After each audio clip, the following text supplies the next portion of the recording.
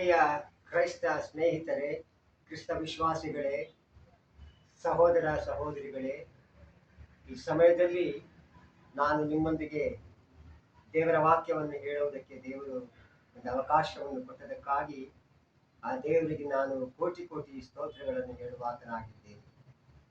ನಮಗೆಲ್ಲರಿಗೂ ತಿಳಿದಿರುವ ಹಾಗೆ ಈ ದಿನಗಳಲ್ಲಿ ನಮ್ಮ ದೇಶದಲ್ಲಿ ಚುನಾವಣಾ ವರ್ಷ, ಎಲೆಕ್ಷನ್ ನಡೆಯತಕ್ಕಂಥ ಸಂದರ್ಭ.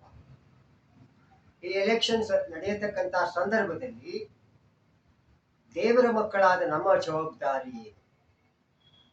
ದೇವರ ಮಕ್ಕಳಾದ ಕ್ರೈಸ್ತ ವಿಶ್ವಾಸಿಗಳಾದ ಕ್ರೈಸ್ತರಾದ ದೇವರ ಸೇವೆಯನ್ನು ಮಾಡತಕ್ಕಂಥ ಒಬ್ಬೊಬ್ಬರು ಮಾಡತಕ್ಕಂಥ ಕರ್ತವ್ಯ, ಪ್ರಾರ್ಥನೆ, ಕೆಲಸ ಏನೆಂಬುದಾಗಿ ಕೆಲವು ನಿಮಿಷಗಳವರೆಗೆ ನಾನು ದೇವರ ವಾಕ್ಯದಿಂದ ನಿಮ್ಮೊಂದಿಗೆ ಹಂಚಿಕೊಳ್ಳೋದಕ್ಕೆ ಇಷ್ಟಪಟ್ಟಿದ್ದೇನೆ. ಎರಡು ವಿಷಯಗಳು. ಮೊದಲನೇದಾಗಿ ದೇವರ ಅಧಿಕಾರ, ಎರಡನೇದಾಗಿ ಮನುಷ್ಯನ ಅಧಿಕಾರ. ದೇವರು ಸಾರ್ವಭೌಮತ್ವನು, ಸರ್ವಶಕ್ತನು.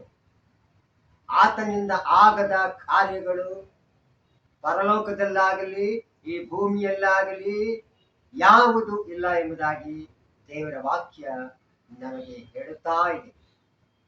ಹೌದು ಸ್ನೇಹಿತರೆ, ನಮ್ಮ ಪ್ರತಿಯೊಬ್ಬೊಬ್ಬರ ಜವಾಬ್ದಾರಿ ನಾವು ಚುನಾವಣೆಯನ್ನು ಮಾಡಬೇಕು, ಚುನಾವಣೆಯಲ್ಲಿ ಭಾಗವಹಿಸಬೇಕು, ವೋಟನ್ನು ಹಾಕಬೇಕು.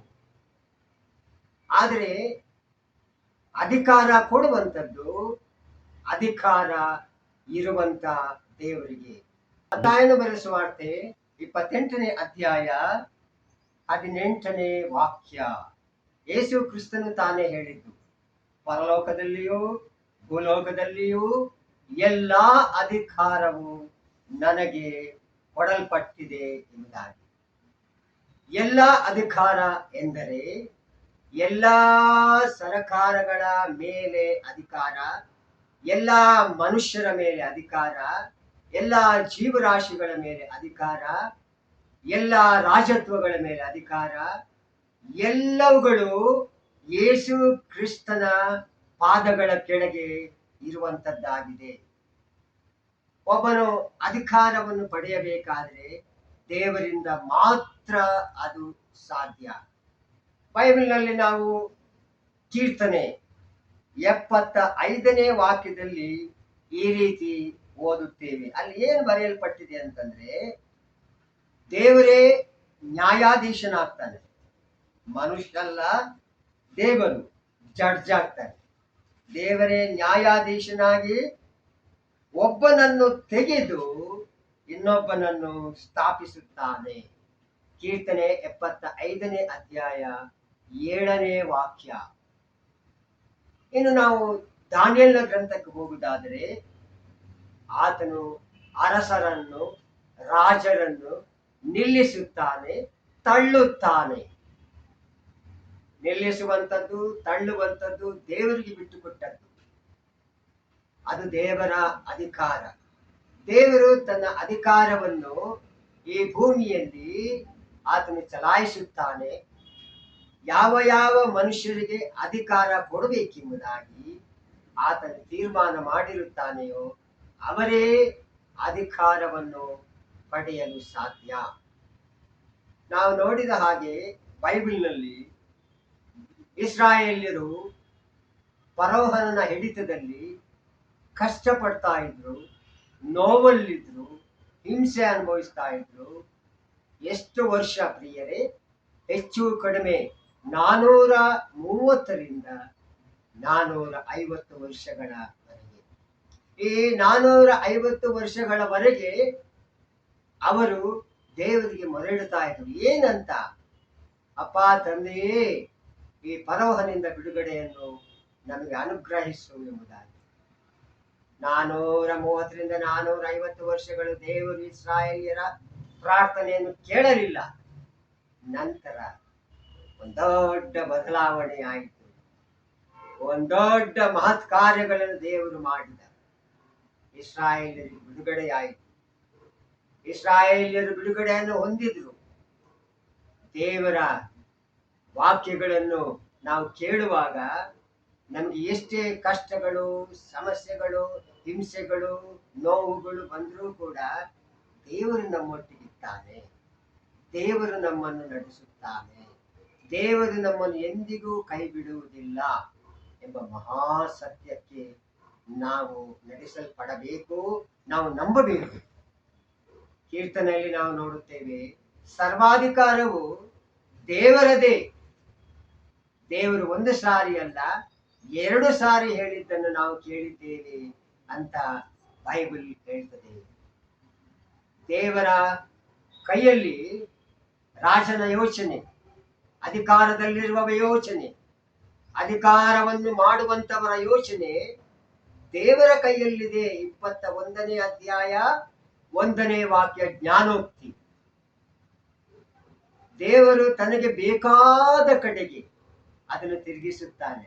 ಯಾರಿಗೆ ಕೊಡಬೇಕು, ಯಾರನ್ನು ಬಿಡಬೇಕು, ಯಾರನ್ನು ಕೂತ್ಕೊಳ್ಳಿಸಬೇಕು, ಯಾರನ್ನು ತಳ್ಳಬೇಕು, ತೀರ್ಮಾನ ಮಾಡುವಂಥದ್ದು ಆ ಸರ್ವಶಕ್ತನಾದ ದೇವರು. ನನ್ನ ನಿನ್ನ ಜವಾಬ್ದಾರಿ ಏನು? ನಾವು ಖಂಡಿತವಾಗಿಯೂ ಪ್ರಾರ್ಥನೆಯನ್ನು ಮಾಡತಕ್ಕದ್ದಾಗಿದೆ ಈ ಚುನಾವಣೆಗೋಸ್ಕರ. ಆದರೆ ನಾವು ಯಾವ ರೀತಿ ಪ್ರಾರ್ಥನೆ ಮಾಡ್ತಾ ಇದ್ದೇವೆ? ನಾವು ಇಂಥವರೇ ಬರಬೇಕು, ಅಂಥವರೇ ಬರಬೇಕು, ನಮಗೆ ಫೇವರ್ ಆಗಿರುವವರು ಬರಬೇಕು, ನಮಗೆ ಸಹಾಯ ಮಾಡುವಂಥವರು ಬರಬೇಕು, ನಮಗೆ ಹಿಂಸೆ ಕೊಡದವರು ಬರಬೇಕು ಎಂಬುದಾಗಿ ನಾವು ಪ್ರಾರ್ಥನೆ ಮಾಡ್ತಾ ಇದ್ದೇವೆ.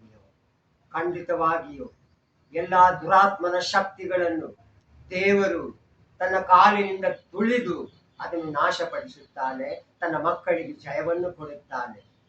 ನಾವು ಪ್ರಾರ್ಥನೆ ಮಾಡತಕ್ಕದ್ದು ಏನಂತ ಪ್ರಾರ್ಥನೆ ಮಾಡ್ತಾ ಇದ್ದೇವೆ ಪ್ರಿಯರೇ? ದೇವರ ವಾಕ್ಯ ನೆರವೇರಬೇಕು. ದೇವರ ವಾಕ್ಯ ಮತ್ತಾಯನ ಸುವಾರ್ತೆಯಲ್ಲಿ ಏನ್ ಹೇಳ್ತಾ ಇದೆ ನೋಡಿ. ಯೇಸು ಹೇಳಿದ ಮಾತಿದು, ನಿಮ್ಮನ್ನು ಹಿಂಸಿಸ್ತಾರೆ, ನಿಮ್ಮ ಮೇಲೆ ಸುಳ್ಳು ಸುಳ್ಳು ಕೇಸುಗಳನ್ನು ಹಾಕ್ತಾರೆ, ನಿಮ್ಮನ್ನು ಜೈಲಿಗೆ ಎಳ್ಕೊಂಡು ಹೋಗ್ತಾರೆ, ನಿಮ್ಗೆ ಕೋಳವನ್ನು ಹಾಕ್ತಾರೆ, ನಾನಾ ರೀತಿಯ ಹಿಂಸೆಗಳನ್ನು ಕೊಡುತ್ತಾರೆ. ಅಷ್ಟು ಮಾತ್ರವಲ್ಲ, ಇನ್ನ ಮುಂದೆ ಹೋಗಿ ದೇವರು ಹೇಳಿದ್ದು, ನಿಮ್ಮನ್ನು ಕೊಲ್ಲುವುದಕ್ಕೂ ಅವರು ಹಿಂಜಾರಿಯುವುದಿಲ್ಲ. ಅದಕ್ಕೆ ಸ್ವಾಮಿ ಹೇಳಿದ್ದು, ದೇಹವನ್ನು ಕೊಂದು ಆತ್ಮವನ್ನು ಕೊಲ್ಲಲಾರದವರಿಗೆ ಹೆದರಬೇಡಿರಿ. ನಾವು ಮಾಡುವ ಪ್ರಾರ್ಥನೆ, ದೇವ ನಿನ್ನ ಚಿತ್ತ, ನಿನ್ನ ಇಷ್ಟ, ಯಾರಿಗೆ ಅಧಿಕಾರ ಕೊಡಬೇಕೆಂಬುದಾಗಿ ನೀನು ತೀರ್ಮಾನಿಸಿದ್ದೀಯ, ಯಾರು ಬರಬೇಕು, ಯಾರು ದೇವರೇ ಈ ದೇಶವನ್ನು ಆಳಬೇಕು. ಇವತ್ತು ಈ ಒಂದು ಭಾರತ ದೇಶದ ಚುನಾವಣೆಗಾಗಿ ಭಾರತ ದೇಶದಲ್ಲಿರ್ತಕ್ಕಂಥ ಎಲ್ಲ ಕ್ರೈಸ್ತರು, ಎಲ್ಲ ಕ್ರಿಸ್ತ ವಿಶ್ವಾಸಿಗಳು, ಎಲ್ಲ ಸಭೆಗಳು, ಪ್ರತಿಯೊಬ್ಬೊಬ್ಬರು ಪ್ರಾರ್ಥನೆ ಮಾಡ್ತಾ ಇದ್ದಾರೆ. ಭಾರತ ದೇಶದಲ್ಲಿ ಮಾತ್ರವಲ್ಲ, ಬೇರೆ ಬೇರೆ ದೇಶಗಳಲ್ಲಿಯೂ ಕೂಡ ಇದಕ್ಕೋಸ್ಕರ ಪ್ರಾರ್ಥನೆ ಮಾಡುವಂತವರಾಗಿದ್ದಾರೆ. ಪ್ರಿಯರೇ, ಎಫೆಸದವರಿಗೆ ಬರೆದ ಪತ್ರಿಕೆಯಲ್ಲಿ ನಮ್ಮದೊಂದು ಹೋರಾಟ ಇದೆ. ಆ ಹೋರಾಟ ಏನೆಂಬುದಾಗಿ ನಿಮಗೆ ಗೊತ್ತಿರಬಹುದಲ್ಲವೇ? ಹೌದು, ನಾವು ಹೋರಾಟ ಮಾಡುವಂಥದ್ದು, ನಾವು ಯುದ್ಧ ಮಾಡುವಂಥದ್ದು, ನಾವು ಜಗಳ ಮಾಡುವಂಥದ್ದು ಯಾರೊಂದಿಗೆ? 6ನೇ ಅಧ್ಯಾಯ 11ನೇ ವಾಕ್ಯದಲ್ಲಿ ನಾವು ಈ ರೀತಿ ನೋಡ್ತೇವೆ, ಸೈತಾನನ ತಂತ್ರೋಪಾಯಗಳನ್ನು ನಾವು ಎದುರಿಸಬೇಕು. ಆಮೇಲೆ 12ನೇ ವಾಕ್ಯದಲ್ಲಿ ಹೇಳ್ತದೆ, ನಮ್ಮ ಹೋರಾಟ, ನಮ್ಮ ಯುದ್ಧ ಮನುಷ್ಯದ ಮಾತ್ರದವರ ಸಂಗಡವಲ್ಲ. ನಮ್ಮ ಯುದ್ಧ ಮನುಷ್ಯ ಮಾತ್ರದವರ ಸಂಗಡವಲ್ಲ. ಹಾಗಾದ್ರೆ ಮತ್ತಿನ್ಯಾರ ಜೊತೆ? ರಾಜತ್ವಗಳ ಮೇಲೆ, ಅಧಿಕಾರಗಳ ಮೇಲೆ, ಈ ಅಂಧಕಾರದ ಲೋಕಾಧಿಪತಿಗಳ ಮೇಲೆ, ಆಕಾಶ ಮಂಡಲದಲ್ಲಿರುವ ದುರಾತ್ಮ ಸೇನೆಯ ಮೇಲೆ ನಾವು ಹೋರಾಡುವವರಾಗಿದ್ದೇವೆ. ನಮ್ಮ ಹೋರಾಟ ಸೈತಾನನೊಂದಿಗೆ, ದುರಾತ್ಮಗಳೊಂದಿಗೆ, ದೆವ್ವಗಳೊಂದಿಗೆ, ರಾಜತ್ವಗಳೊಂದಿಗೆ, ಅಧಿಕಾರಿಗಳೊಂದಿಗೆ, ಅಂಧಕಾರದ ಶಕ್ತಿಯೊಂದಿಗೆ ನಮ್ಮ ಹೋರಾಟ. ಆ ಅಂಧಕಾರದ ಶಕ್ತಿಯನ್ನು ನಾವು ತುಳಿದು ಹಾಕಿ ಬೆಳಕಿನ ಶಕ್ತಿಯನ್ನು ಪ್ರತಿಯೊಬ್ಬ ಕ್ರೈಸ್ತ ವಿಶ್ವಾಸಿ ಪಡೆಯಬೇಕು. ನಾವು ಪ್ರಾರ್ಥಿಸಬೇಕಾಗಿದೆ ಪ್ರಿಯರೇ.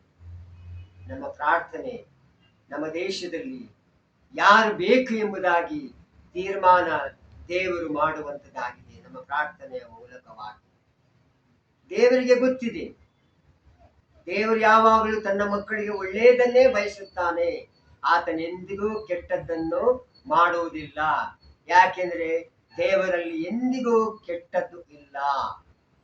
ಕೆಟ್ಟದ್ದು ಇರುವಂಥದ್ದು ನರಮನುಷ್ಯನಲ್ಲಿ. ಪ್ರಿಯರೇ, ನಾವು ನಮ್ಮ ಜವಾಬ್ದಾರಿಯನ್ನು, ನಮ್ಮ ಅಧಿಕಾರವನ್ನು ನಾವು ಸರಿಯಾದ ರೀತಿಯಲ್ಲಿ ಉಪಯೋಗ ಮಾಡಿ ಪ್ರಾರ್ಥನಾ ಪೂರ್ವಕವಾಗಿ, ಕರ್ತನೆ ನಿನ್ನ ಅಧಿಕಾರವನ್ನು ಸ್ಥಾಪನೆ ಮಾಡು ಈ ದೇಶದಲ್ಲಿ ಎಂಬುದಾಗಿ ಕೇಳಿಕೊಳ್ಳತಕ್ಕದ್ದಾಗಿದೆ. ಹೌದು, ದೇವರು ನಮ್ಮನ್ನು ಆತನು ಕೈ ಹಿಡಿತಾನೆ, ನಮ್ಮ ಕೈ ಬಿಟ್ಟು ಬಿಡುವುದಿಲ್ಲ. ಇಬ್ರಿಯ 13ನೇ ಅಧ್ಯಾಯ 5ನೇ ವಾಕ್ಯದಲ್ಲಿ ಆತನು ಹೇಳಿದ್ದಾನಲ್ಲದೆ, ನಾನು ನಿನ್ನನೆಂದಿಗೂ ಕೈ ಬಿಡುವುದಿಲ್ಲ. ಈ ಲೋಕದ ಎಲ್ಲರೂ ಕೈ ಬಿಡ್ತಾರೆ, ಆದರೆ ದೇವರು ಕೈ ಬಿಡುವುದಿಲ್ಲ, ತೊರೆಯುವುದಿಲ್ಲ.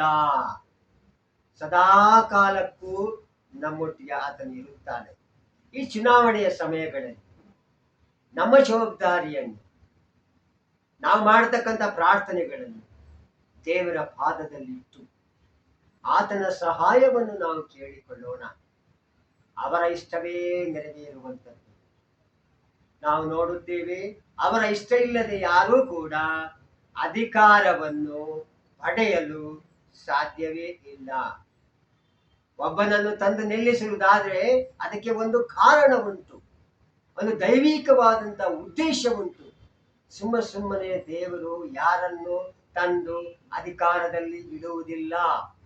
ಯಾರೇ ಬರಲಿ, ಮುಂಬರುವ ದಿನಗಳಲ್ಲಿ ಈ ದೇಶದಲ್ಲಿ ದೇವರು ಯಾವ ರೀತಿಯಲ್ಲಿ ತನ್ನ ಕಾರ್ಯವನ್ನು ಮಾಡುತ್ತಾನೆ, ನಾವು ಅದಕ್ಕೋಸ್ಕರ ದೇವ ಎಂಥ ಸಂದರ್ಭವಾದರೂ ಬರಲಿ, ಯಾರೇ ಬರಲಿ, ನನ್ನ ನಂಬಿಕೆ ಪರೀಕ್ಷೆಗೊಳಪಡುವಾಗ ಯೋಹಾನ 16:33 ಹೇಳಿದೆ, ಲೋಕದಲ್ಲಿ ನಿಮಗೆ ಸಂಕಟ ಉಂಟು, ಧೈರ್ಯವಾಗಿರಿ, ನಾನು ಲೋಕವನ್ನು ಜಯಿಸಿದ್ದೇನೆ.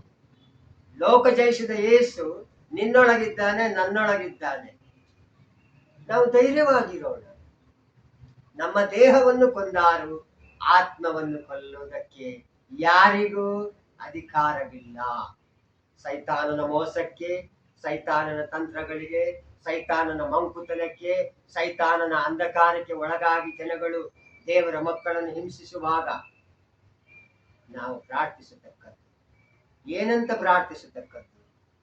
ದೇವರೇ, ಎಂಥ ದಿನ ಬಂದರೂ ಕೂಡ, ಎಂಥ ಸಂದರ್ಭ ಬಂದರೂ ಕೂಡ ನಿನ್ನ ಮೇಲಿಟ್ಟಂತ ನಂಬಿಕೆಯನ್ನು ದೇವರೇ ನಾನು ಅದನ್ನು ಬಿಟ್ಟು ಬಿಡದೆ ನಿನ್ನಲ್ಲಿ ಸ್ಥಿರವಾಗಿ ನಿಲ್ಲುವಂತೆ ಸಹಾಯ ಮಾಡು. ನಾನು ನಿನ್ನಲ್ಲಿಯೇ ಭದ್ರವಾಗಿರಬೇಕು. ನಾನು ಬಿದ್ದು ಹೋಗಬಾರದು. ನನ್ನನ್ನು ಬಿದ್ದು ಹೋಗದ ಹಾಗೆ ಗಟ್ಟಿಯಾಗಿ ಹಿಡಿದುಕೋ ಎಂಬುದಾಗಿ ಪ್ರತಿಯೊಬ್ಬ ಕ್ರೈಸ್ತ ವಿಶ್ವಾಸಿ, ಕ್ರೈಸ್ತರು, ದೇವರ ಮಕ್ಕಳೆನಿಸಿಕೊಂಡವರು, ಸೇವೆ ಮಾಡುವಂಥವರು ಪ್ರಾರ್ಥಿಸಬೇಕಾಗಿದೆ. ನನ್ನ ಪ್ರಚಾರಕ್ಕೋಸ್ಕರ ಅಥವಾ ನನ್ನ ಸಭೆಯ ಪ್ರಚಾರಕ್ಕೋಸ್ಕರವಾಗಲಿ ನಾನು ಕಾರ್ಯ ಮಾಡದೆ ದೇವರ ಮಹಿಮೆ, ಯೇಸು ಕ್ರಿಸ್ತನ ಶಿಲುಬೆ ಎತ್ತಲ್ಪಡಬೇಕು.